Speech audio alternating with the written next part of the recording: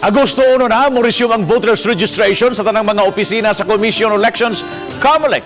Si Nico Serino sa report. Andam na ang buhatan sa COMELEC Mandaue sa pagsugod sa registration karong Huwebes, Agosto 1.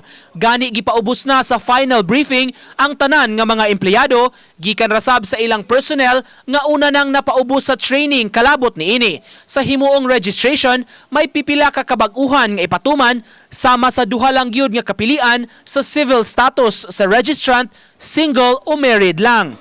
Wala na tong widower. Itong separated, wala na sa... Wala na.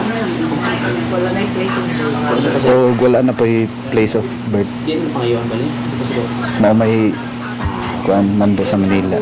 Ang registration period mula na tra og duha ka buwan hangtod sa deadline sa Setyembre 30. Dawaton ini ang tanan nga application, new registrants, transfer of records, correction of entries ug reactivation sa mga wala na nakabutar. Nang hinaot ang taga COMELEC nga pahimuslan sa tanan kining higayon ug dili nga magdasok ra sa pagsugod sa registration ingon man sa deadline. Dapat nga di sila mapaabot ang deadline.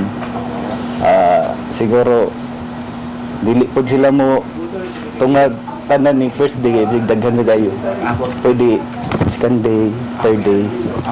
Pero ay itong kinalasan gid atong last week sa registration.